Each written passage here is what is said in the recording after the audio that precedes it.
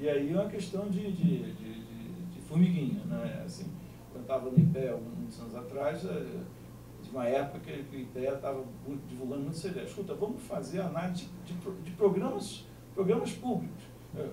Fizemos esse programa, essa iniciativa. Qual foi vamos fazer um custo-benefício desse projeto. E aí você vai saber, olhando o custo-benefício, se você alcançou alguma coisa que você queria ou não.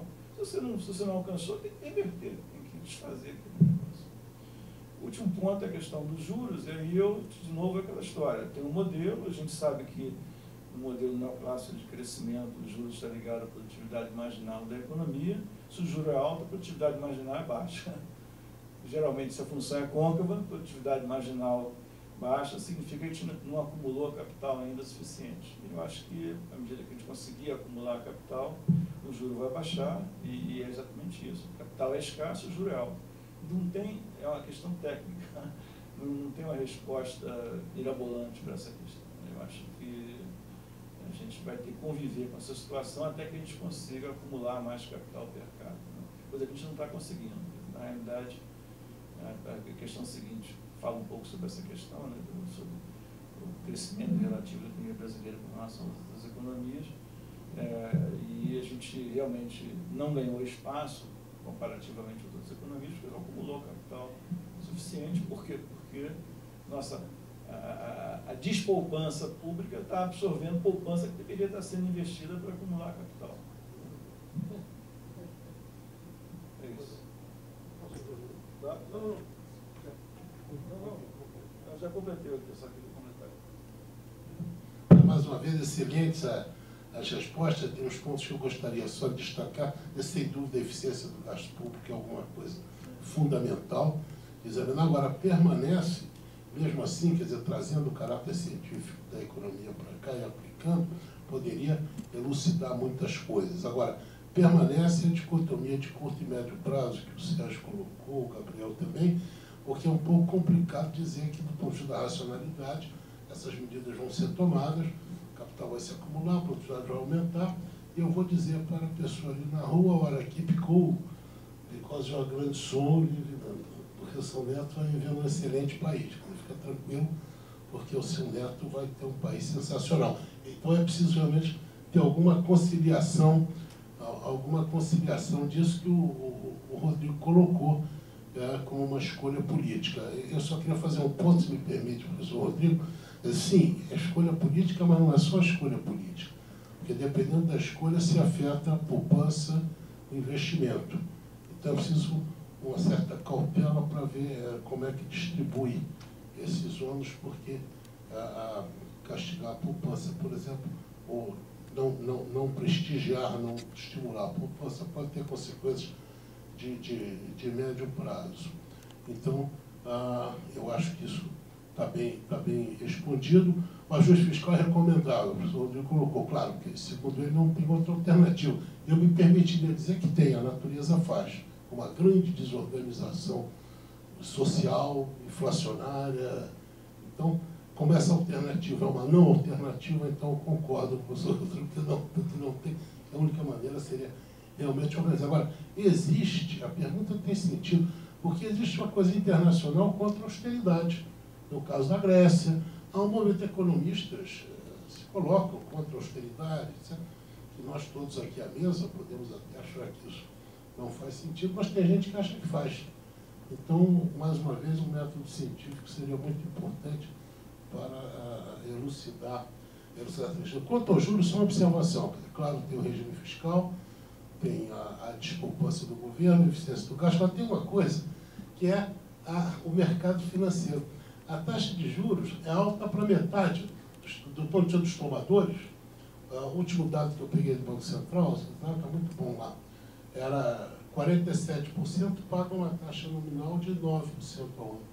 53% pagam 30 e tantos por cento. Então, a taxa de juros no Brasil é alta para uma parte. Eu coloquei esse argumento, então, numa exposição que eu fiz recentemente, até um outro colega nosso do Banco Central colocou uma questão, mas aqui é para investimento. Eu digo, sim, mas o investimento sem o capital de giro não funciona. Quer dizer, então você castiga o capital de giro, aí o BNDES entra no capital de giro também. Então, Então você vai criando, vai corrigindo distorções com distorções. Então, essa questão do mercado financeiro, eu acho que foi implicitamente colocada pelo professor Torinho também. Bom, estamos bem no horário, ainda temos aí 1 hora, ainda com espaço para perguntas da audiência. Então, essa pergunta sobre desenvolvimento econômico, o professor Torinho já explorou. Não sei se quer completar algum. Eu acho que explorou bem, quer dizer, podia até repetir um pouquinho para nós. Eu vou ler. A pergunta aqui diz respeito a essa posição do Brasil, né, relativamente a outras economias do mundo. É claro que essa comparação aqui tem toda uma questão sobre exatamente como é que você faz o cálculo do PIB dos outros países, se é preços, qualidade de poder de compra, etc. Eu não verifiquei exatamente isso. Dólar, depois eu fiz um cálculo, alguma coisa assim aconteceu. Realmente acho que a gente foi alvo, né, de uma propaganda, de uma colocação, alguns disso 4 ou 5 anos atrás, que o PIB do Brasil, em termos em dólares, tinha crescido, etc. Né? Se você fizer a mesma conta com qualidade de poder de compra, a figura muda um pouco. Né? Eu acho que isso até apareceu nas estimativas que nós fizemos lá da composição do crescimento do Brasil. Eu não mostrei aqui ontem a equação para o Brasil, específica do Brasil, mas a gente andou examinando ela com mais detalhe, né?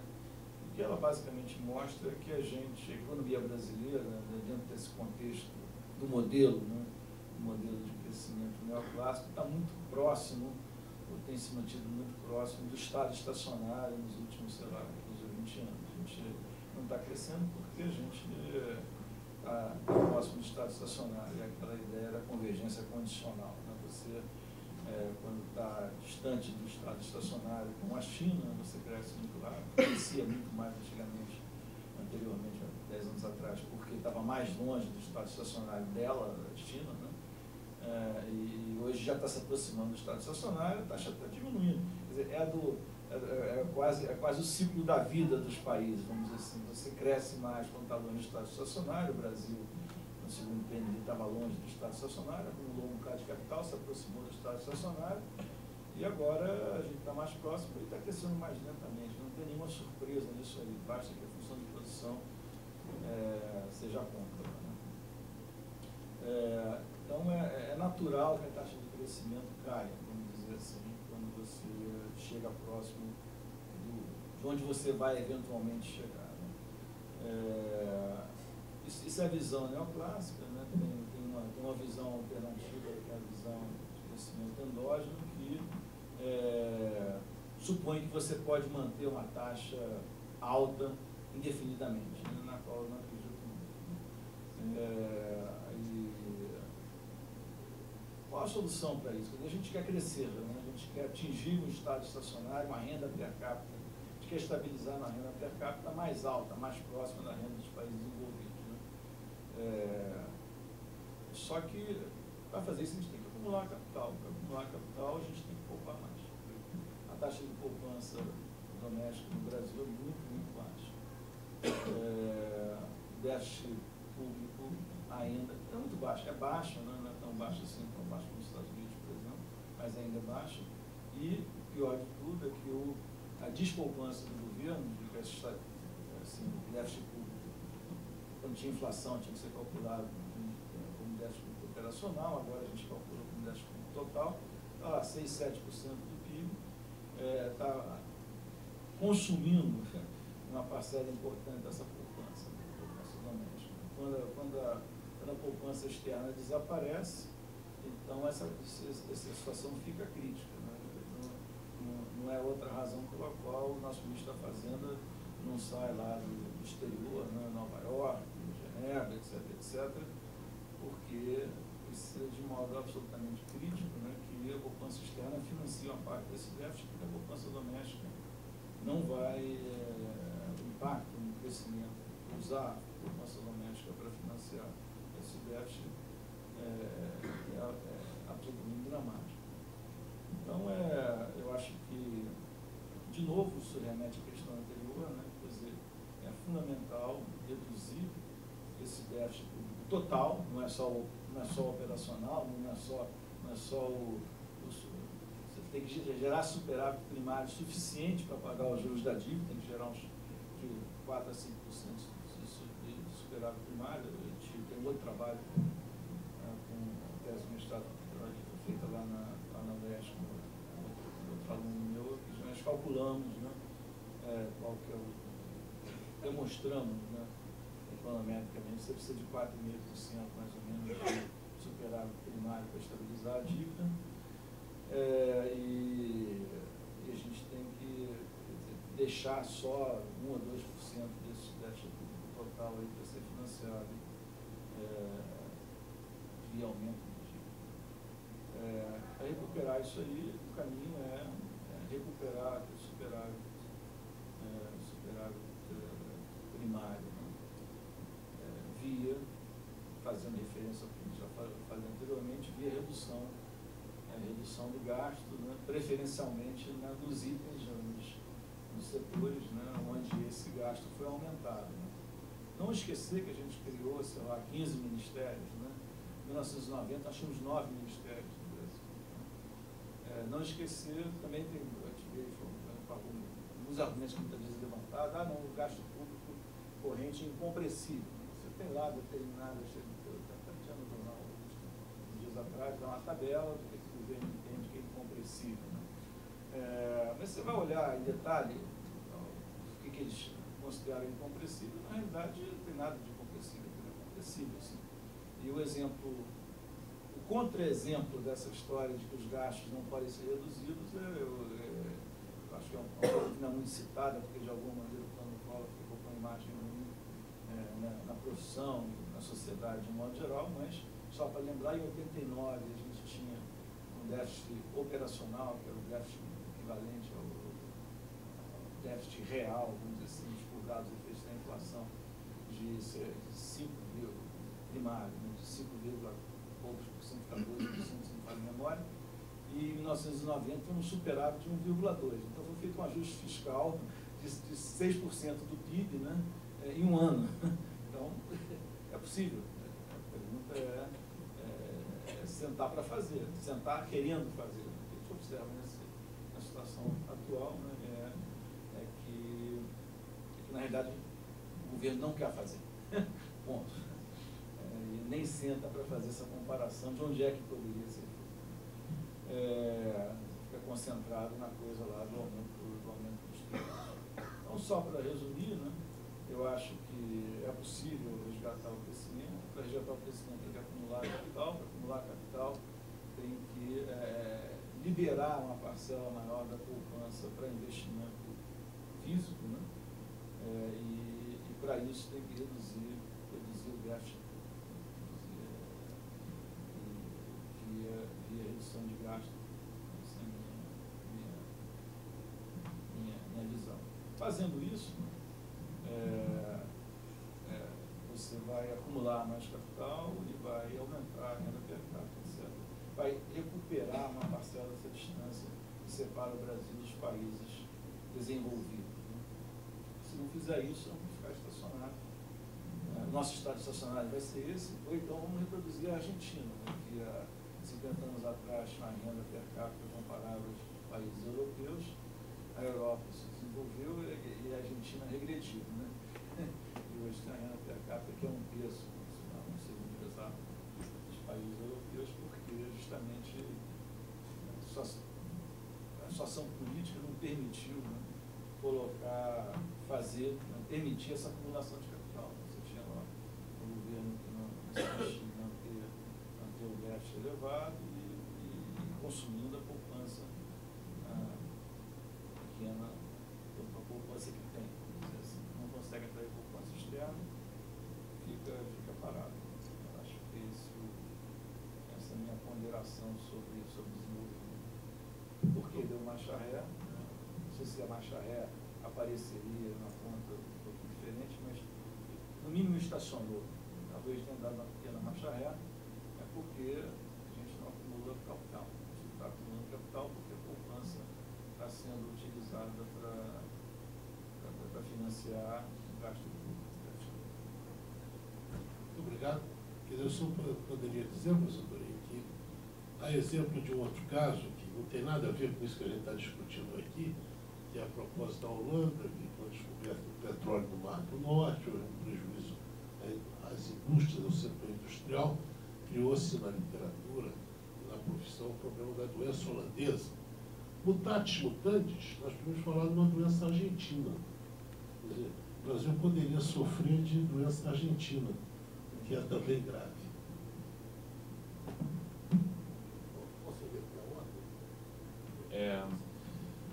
Então eu vou também me concentrar nessa última parte da pergunta, de por que se não deu marcha ré, pelo menos por que a gente estagnou, embora a gente tenha tido talvez as melhores condições externas de ganho de renda dos últimos tempos. E aí aqui eu acho que entra de novo a primeira pergunta, de forma dramática quase, de que as escolhas, em particular o diagnóstico de como promover desenvolvimento econômico, as escolhas de política que decorreram desse diagnóstico, elas foram profundamente equivocadas exatamente porque não estavam baseadas no corpo de conhecimento, eu acho que a gente acumulou ao longo do tempo, dentro desse arcabouço que a gente estava discutindo na primeira pergunta, de método científico e de encarar seriamente a economia como uma ciência social. Então, na verdade, o diagnóstico que foi feito, me parece, de desenvolvimento econômico, foi um diagnóstico onde você promove desenvolvimento via intervenções pesadas do governo, em setores escolhidos, muitas vezes, direcionados, não de forma horizontal na economia como um todo. Essa ideia de que você promove desenvolvimento, em certo sentido, pelo lado da demanda, subsidiando o consumo, do lado da oferta, escolhendo alguns grupos empresariais ou alguns setores específicos da economia, investindo pesadamente dessa forma. Quando a gente sabe que, na verdade, toda a evidência que a gente tem em economia mais recente em torno de desenvolvimento econômico é exatamente o contrário, na verdade, que você deveria fazer. Há uma discussão de política industrial renovada, eu acho que a política industrial deve ser discutida de forma séria, mas não é escolhendo grupos empresariais, por exemplo, não é escolhendo setores específicos, intervindo na economia de forma direcionada, introduzindo cunhas entre setores, entre empresas de diferentes tamanhos. Isso tudo a gente sabe que gera distorções na alocação de recursos da economia, isso diminui a produtividade da economia, isso diminui o crescimento econômico, isso de um lado. E de outro lado, como você tem uma restrição orçamentária limitada, né, a gente sabe que a gente precisa ter custo de oportunidade do recurso público, a gente tem que colocar, se a gente coloca pesadamente num lugar, não vai poder colocar em outro. A consequência disso foi, eu acho, um investimento muito aquém do que deveria ter sido feito em áreas como educação, saúde e infraestrutura, que, como o Torinho estava colocando, aumentariam brutalmente, teriam o potencial de aumentar brutalmente o estoque de capital amplamente entendido na economia. Então, hoje, a gente poderia estar numa posição muito mais favorável do que a gente está hoje. Então, só retomando a discussão de custo-benefício que o Torinho levantou também na outra pergunta, eu tenho certeza que nenhuma dessas políticas implementadas em larga escala nos últimos tempos sobrevive a uma análise de custo-benefício bem feita. Então, dado que a gente está hoje numa situação de restrição orçamentária extremamente apertada por conta dessas políticas feitas nos últimos tempos, em que nenhuma dessas, provavelmente, ou quase nenhuma dessas, sobrevive a uma relação custo-benefício, acho que isso dá uma ideia clara de por que, na verdade, a gente estagnou ou, eventualmente, até deu marcha ré. Eu acho que a ideia de marcha ré é apropriada no sentido que a gente está discutindo problemas que a gente discutiu no final da década, durante a década de 80, da década de 80 para a década de 90. Então, o debate político parece que retrocedeu algumas décadas, o debate econômico agora parece que retrocedeu algumas décadas também. Então, nesse sentido, pelo menos, eu acho que a gente deu marcha ré sim. É triste que a gente tenha que voltar a se preocupar com inflação agora, por exemplo, com endividamento público e coisas desse tipo, que a gente julgava que tinham ficado para trás. Então, do ponto de vista de desenvolvimento econômico, a gente acumulou muito conhecimento, eu acho, como profissão, e basicamente todo esse conhecimento foi ignorado na formulação de políticas de desenvolvimento nos últimos 10 a 15 anos. E isso, salvo iniciativas pontuais, obviamente, mas que também não foram executadas a contento. Então, na verdade, só para dar um exemplo básico, eu acho que o setor de energia elétrica é um exemplo dramático disso. o governo resolveu subsidiar o consumo de energia elétrica quando havia, na verdade, já um excesso de demanda.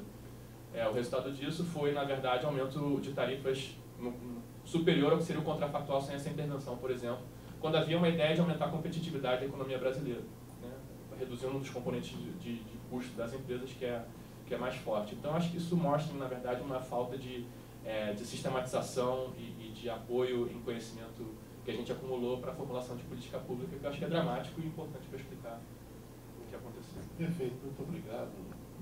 Sérgio. É uma pergunta interessante. Um dos pontos que eu ia comentar aqui, acho que foi bastante, muito bem abordado pelo doutor Lino, é a questão qual está esticando para os utilizados, se está esticando, porque passaram por de compra, não, se está as estatísticas, também essa questão do capital acumulado, que é muito importante, na verdade, para essa resposta. Também tem um ponto que é muito importante, que eu acho que é importante, que ontem a gente até um ponto no estado que ele teve, é o papel da educação, do capital humano, não somente o capital físico. O capital físico, na verdade, ele pode ser até inútil se não tiver o capital humano que pode ser, que sabe como utilizado. Por exemplo, é muito comum, não tem, hoje em dia, muita gente tem computador em casa, muita gente tem os pacotes do Office, que tem milhões de opções, mas eu creio que só sabe usar, por exemplo, talvez 5% daqueles pacotes que tem oferecido. Na verdade, igual os controles remotos, esses controles remotos que tem milhões de operações também que praticamente a gente só usa para trocar o canal e aumentar o volume. Na verdade, o capital humano é muito importante. E eu acho que esse capital humano não foi muito bem investido. Não é somente o número de anos que as pessoas passam na escola que é relevante. A qualidade da educação, eu não sei se tem sido feito muitas avaliações a respeito, mas existem muitas evidências anedóticas, por exemplo. Meus pais estudaram em escolas públicas, tiveram uma ótima formação. No curso de infância eu estudei em escola pública, não era ótimo, mas não era péssima, e hoje em dia eu vejo que realmente a qualidade não está muito aquém do que poderia estar. E não somente no ensino público. Eu posso dizer que eu estudei na melhor escola de engenharia do Brasil, claro que há divergências, mas mesmo hoje em dia, colegas meus que visitam a escola hoje em dia falam que a qualidade, que os alunos que estão lá hoje estão tendo dúvidas em coisas que realmente eram banais algum tempo atrás. Eu acho que a qualidade do ensino tem um papel muito relevante no que está aqui. Quando se compara com os Estados Unidos, é o contrário. Muitos aqui já tiveram a oportunidade de estudar nos Estados Unidos, fazer doutorado nos Estados Unidos. A gente viu que realmente eles investem maciçamente, o governo investe e as empresas investem maciçamente na educação no país. Eu acho que isso é um papel muito relevante também para explicar por que essa razão de renda real aqui no Brasil e nos Estados Unidos pode ter caído. Obrigado. Bom, eu concordo basicamente com quase tudo que foi dito, principalmente os pontos que o Gabriel e o Sérgio fizeram. Acho que partindo dessa ideia da marcha ré, reforçar um pouco o que o Gabriel disse, de fato houve uma marcha ré em todas as dimensões do debate econômico no país ao longo dos últimos 20 anos. Né? Você imaginar que agora a gente está de novo debatendo intervenções setoriais localizadas, proteção comercial, se vale a pena ou não o governo ter algum controle sobre as contas públicas ou não. No Congresso já se sugeriu reverter alguns aspectos da lei de responsabilidade fiscal. Então, tanto em termos de política macro de curto prazo, como em termos de política de desenvolvimento de longo prazo, coisas que haviam sido superadas, consensos que haviam sido criados há 15 anos atrás, que essa ideia de substituição de importação, de proteger esses grandes setores, não funciona no longo prazo. A ideia de ficar selecionando setores específicos e dando incentivo não funciona no longo prazo. Esse consenso foi desfeito em um período de 10 anos de uma forma que é difícil entender puramente, numa perspectiva puramente intelectual. Eu acho que, de fato, tem interesses econômicos e políticos por trás disso que incentivaram essa perda. Por isso que eu volto a um ponto anterior em relação ao Turim, não é uma questão só de mostrar que as coisas estão funcionando ou não, que a intervenção, que a redução do imposto sobre folha para o setor A ou B não é eficiente. Porque, na verdade, independentemente dela ser eficiente ou não, o setor A se beneficia dela e vai dar uma contribuiçãozinha na próxima eleição, independentemente dela ser eficiente ou não. Então, tem uma questão política envolvida nisso, eu não consigo acreditar que, de repente, um consenso intelectual foi desfeito, porque as pessoas começaram a pensar, vai ver que então aquela coisa de substituição de votações, que há 5 anos atrás a gente sabia que não funcionava, vai ver que agora funciona, vamos lá tentar de novo. Acho conveniente achar isso politicamente, porque isso vai implicar em trocas entre o setor empresarial e o governo em termos de favores e contribuições de campanha e outros tipos de contribuições, como a gente tem visto recentemente na mídia. Em termos da questão do que pode ser feito, por que isso aconteceu, eu acho que volta no ponto que a gente estava discutindo de trade-offs ao longo do tempo. Então, tem políticas que sustentam o crescimento no longo prazo. Os Estados Unidos cresce a uma taxa mais ou menos constante há 100 e poucos anos, 120 anos, sei lá. E já voltou para essa taxa agora, depois da crise monumental nos Estados Unidos. A crise monumental nos Estados Unidos, em termos proporcionais, foi bem menor do que a nossa. A crise que abalou o mundo, na verdade, para o tamanho da economia americana, foi uma crise muito menor do que a gente está tendo aqui hoje. E ele já voltou ali 3 anos depois, já está de volta a essa taxa de crescimento histórica dele.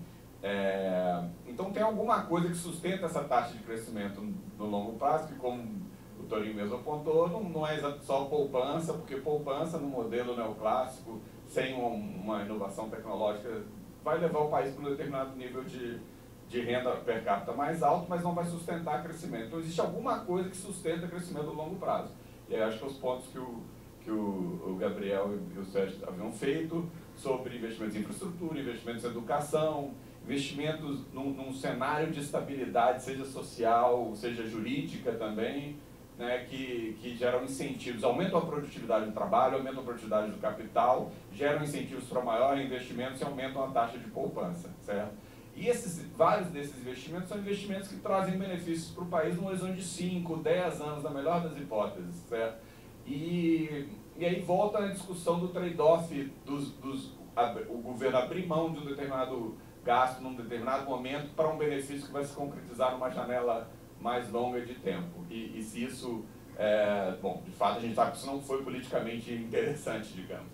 A questão é por que isso não foi feito, Mas nesse período que dos últimos 10 anos, onde as condições externas foram realmente absolutamente perfeitas em todas as dimensões que você imagina, não só externas como naturais também, em termos de chuvas e clima, quando o dinheiro de fato estava na mesa e o dinheiro de fato estava sobrando, essas decisões não foram tomadas, poderiam ter sido feitas. O investimento em infraestrutura foi absolutamente mínimo em relação aos outros gastos que o governo fez, por exemplo. Então a gente está numa situação onde não é muito diferente em termos de infraestrutura do que a gente tinha há 10 anos atrás. Poderia ter sido radicalmente diferente, Poderia ter se criado um fundo soberano, como o Chile fez, para enfrentar outros momentos de crise como esse, para não estar incorrendo num problema de ajuste fiscal mais severo. Então acho que é uma questão desses investimentos de longo prazo, seja em educação, seja em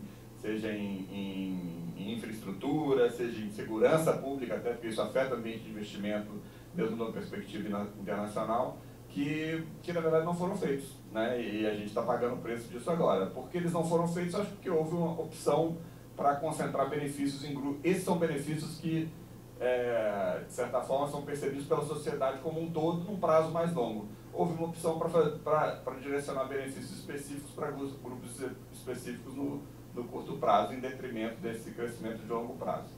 Acho que tem outras dimensões que são relevantes nessa discussão, como, por exemplo, acho que hoje está relacionado também ao nível de intervencionismo do governo, mas que é o nível de insegurança jurídica para os investidores hoje, e a mudança de regras e a necessidade de enfrentar, de tirar 20 licenças de todos os setores para poder fazer um determinado tipo de investimento, correndo o risco de 3 anos depois alguém impetrar alguma ação que vai suspender alguma dessas licenças. Então o ambiente jurídico também acho que é muito negativo, mas isso acho que é uma coisa mais estrutural, não explica o que aconteceu no passado recente. Acho que de fato foi a ausência desses investimentos que são o que sustentam o crescimento no longo prazo, e são o que afetam a poupança. A poupança, na verdade, é endógena, A gente tem que ter uma discussão de crescimento, a gente não pensa sobre poupança como uma variável de escolha. A poupança não é uma variável de escolha, a não ser o gasto do governo. O O governo pode reduzir o déficit público, o que vai, e pode poupar. A poupança pública é uma variável de escolha. A poupança privada não é uma variável de escolha. A pergunta é quais são as condições econômicas que podem levar ao aumento da poupança. Né? Então, e aí eu acho que tem a ver com condições que aumentariam a produtividade do capital, a produtividade do trabalho, a produtividade do investimento no longo prazo. Né? E infraestrutura, e educação e todas essas coisas que a gente já repetiu. Ok, muito obrigado, mais uma vez, muito bem respondida a questão do desenvolvimento econômico, da marcha ré. Vamos passar a última questão, recomeçando na mesma. Não, vamos voltar para ter ordem inversa e para a questão da consolidação do sistema de proteção social, que hoje implica um gasto social que está aqui apontado 25% do PIB. E com universalização da Previdência, os benefícios de prestação continuada, etc. E se esse sistema tem, a pergunta é, esse sistema tem sustentação, dada a crise fiscal e a tendência de envelhecimento da população? Eu tenho que pedir perdão, porque realmente eu não sou um especialista nessa área. É uma área muito complexa. Previdência social, assim, já limitando um pouco o problema na questão da previdência social, o equilíbrio da previdência, eu tenho consciência que isso é uma coisa difícil de dominar, né? Quais são os fatores que estão envolvidos aí, porque envolve tanto uma dimensão demográfica para tentar projetar ou prever, né, qual vai ser a demanda dessas centenas de benefícios e outros gastos da Previdência, por questões demográficas, por questões econômicas, né, e como é que vai ser o ingresso de recursos para esse sistema a partir de determinado cenário da economia. A ideia durante décadas, né, administrou, desenvolveu modelos justamente para tentar ajudar nessa avaliação, e eu francamente não domino isso. Mas eu não tenho modelo, não sei o que o modelo diria sobre a situação atual da Previdência Social. O Fábio Jambiage tem escrito muito sobre isso, ele se debruçou sobre esse problema do desequilíbrio da Previdência Social, e algumas coisas que ele escreveu sobre isso, e é impressionante, né? Alguns fazendo aquele trabalho científico, né, de comparar os dados, o que aumentou, né, quais foram os gastos que aumentaram, por que tem um déficit maior, assim por diante. Eu acho que ele modificou alguns itens, né, por exemplo, o gasto da previdência pública, né, aumentado enormemente, né, eu acho que basicamente, na verdade, acho que tem a ver com mais flexibilidade, ou sei lá, uma interpretação mais ampla das leis, dos direitos, né, dos empregados, dos funcionários públicos, né. Identificou aumentos enormes de gastos com alguns benefícios específicos, chamados de previdência continuada, né, e fica a impressão de uma liberalidade no gasto. Quer dizer, em outras palavras, ninguém não está sendo administrado, talvez, como deveria, e o critério que deveria, esse aumento de gastos, né, fazendo auditorias, ou verificando se tem alguma regra que está mal definida, porque, não se enganem, né, na realidade, os grupos beneficiados são, às vezes, grupos pequenos de pessoas, né, mas que tiram um benefício enorme daquela lacuna na legislação, daquela falta de atenção com a auditoria desses processos, né. Então, eu acho que, assim, olhando para o universo dos beneficiados, nem para os grandes programas, talvez corrigindo essas distorções, vamos colocar dessa maneira, talvez o problema não fosse tão grande. Em outras palavras, você não precisa acabar com o Bolsa Família para reequilibrar integrar a Previdência, assim, ou esse sistema de Previdência Social. Acho que tem alguns programas que são bons, eu acho que Bolsa Família é um programa que passaria no teste assim, do custo-benefício lá do programa social, se fosse fazer. Eu acho que em algum momento que o Ricardo Paz e Barros perguntava no pé, sei lá, tentou fazer isso, eu não sei quanto que ele avançou, na realidade eu não acompanhei muito isso muito de perto, mas eu acho que pode ser feito, deve ser feito, né? Você pode ter uma ideia muito boa. Eu me lembro da conclusão principal do estudo dele, basicamente o seguinte: olha, se você, a maneira mais direta, a Bolsa Família é um programa eficiente no seguinte sentido, é a maneira mais direta de você melhorar o bem-estar em uma determinada faixa ampla, né, de milhões de pessoas, milhões de famílias, né, do que qualquer outra alternativa que você poderia imaginar para atingir uma finalidade similar, por exemplo, o aumento do salário mínimo, por exemplo, para ter isso uma ideia. Então, é um programa que passa. Se passa no teste, deve ser mantido, não deve ser reduzido. Já não sei sobre, por exemplo, a pensão pensão vitalícia das filhas dos militares. Entendeu? Por que tem isso? Eu não sei. Quantas filhas militares tem recebendo isso aí? Eu não sei. É um gasto importante? Porque é vitalícia, né? E é a terceira geração já está, às vezes são as netas dos militares. Sabe? Tem que discutir isso. Vai prejudicar esse grupo? Vai prejudicar esse grupo, sim. Por quê? Porque não é necessidade, sabe? Ou então esse gasto aumentou muito, ou aumentou desproporcionalmente, ou teve alguma decisão judicial que estendeu esse benefício a grupos que não recebiam anteriormente. Isso, né? Fazer um trabalho, tem que trabalhar. Né? Tem que trabalhar, pegar os dados, olhar, ver exatamente como é que foi esse negócio. De novo, eu assim, tenho uma suspeita que o dilema não seria tão grave se esse trabalho fosse feito. O problema é que a recusa do Executivo em fazer esse trabalho, né, se perguntar, por exemplo, por que o seguro defeso dos pescadores, que era um benefício que atingia, sei lá, centenas de milhares, ou 2 centenas de milhares de pescadores há 6 ou 7 anos atrás, hoje atinge 4 milhões. E por que esse benefício era muito menor do que é hoje é muito maior, sabe? E uma despesa que não existia, de repente apareceu lá. Mas vai prejudicar os pescadores? Não sei. Não sei exatamente quem está recebendo, se a coisa foi auditada, eu não sei se as pessoas estão recebendo carteirinha de pescador,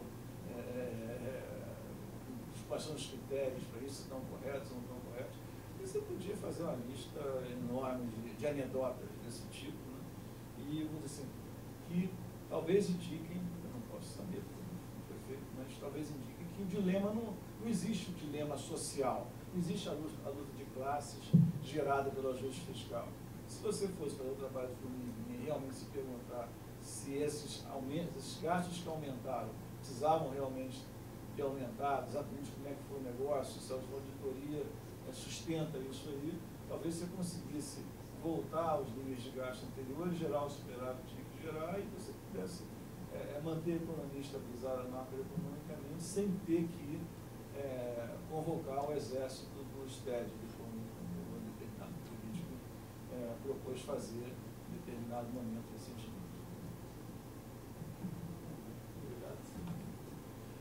Bom, eu acho que antes de entrar, acho que é importante separar, na verdade, aqui, inclusive na pergunta, o que é proteção social, o que é a transferência de renda, vamos colocar assim, e o que é, por exemplo, o problema da Previdência, de sustentabilidade atuarial, por exemplo, da Previdência. Um problema que a gente tem hoje é que o benefício de prestação continuada, só para citar o exemplo talvez mais prominente, está dentro do sistema previdenciário, quando na verdade é um programa de transferência de renda para idosos que atingem, se não me engano, 65 anos e comprovam insuficiência de renda. Então isso não é um problema, por exemplo, de sustentabilidade atuarial do sistema previdenciário, é uma escolha de transferência de renda e que deve ser discutido enquanto tal comparado com outros programas de transferência de renda, só para citar outro exemplo aqui, do Bolsa Família. Né? Então acho que isso é a primeira coisa, para separar o que é a discussão de sustentabilidade da Previdência, que aí entram coisas como já foram colocadas aqui na mesa, de idade mínima de aposentadoria, eventualmente, correspondência entre a aposentadoria no setor público do entre contribuição e o que é o benefício pago posteriormente. E são discussões que eu também, para ser totalmente franco, não domino. Li alguns trabalhos de colegas que todos, unanimemente, eu acho, quase todos, não há uma unanimidade nisso, mas apontam para a insustentabilidade fiscal da Previdência. Em relação às transferências de renda, é uma discussão que se torna muito mais importante em tempos de restrição orçamentária mais apertada, como é o caso atual, é onde você quer colocar, digamos, o seu real marginal, né? Ou seja, dado que a estrutura... Primeiro você poderia fazer uma discussão de realocação completa de recursos, escolher onde você quer alocar os recursos, mas supondo que isso é difícil, fazer também na margem onde você quer colocar o próximo real. E aí, como o próprio Torinho já citou, o Ricardo Paz de Barros tem alguns estudos mostrando que, só para dar uma ideia, a gente gasta com criança mais ou menos entre 70 e 80 reais no Bolsa Família, e a gente gasta com um idoso o valor do salário mínimo. Então, essa é a discrepância entre o grau de transferência de renda do benefício de prestação continuada e do benefício pago por criança no Bolsa Família. Embora isso seja uma questão extremamente delicada, porque implica a distribuição de recursos, né, entre grupos, é uma discussão que precisa ser feita.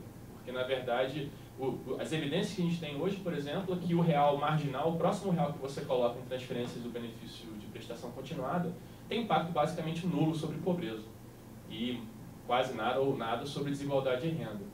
Se a gente está preocupado com isso, e o impacto que esse real teria, por exemplo, alocado num programa de transferência como o Bolsa Família, que é extremamente bem focalizado, que com suas imperfeições também tem condicionalidades, que eventualmente podem se traduzir em maior capital humano no futuro, o impacto sobre pobreza e desigualdade é muito maior no benefício pago no Bolsa Família. Esse tipo de discussão, embora seja muito difícil e delicada de ser feita, ela precisa ser feita, especialmente quando a gente está discutindo a sustentabilidade do sistema de proteção social e como a gente quer alocar o recurso público, quais são os objetivos dessa política de transferência, dessas políticas de transferências, que grupos a gente quer privilegiar.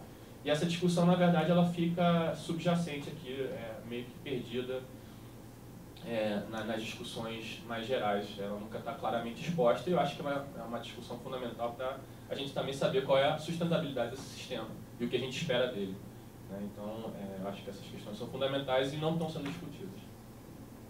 Você disse uma coisa absolutamente essencial que tem preocupado aqui alguns grupos de economistas em Brasília, mas muito reduzido, que é preciso distinguir dentro do que a gente chama de previdência ou seguridade social, o que é previdência, o que é equilíbrio da previdência e o que é programa distributivo de renda.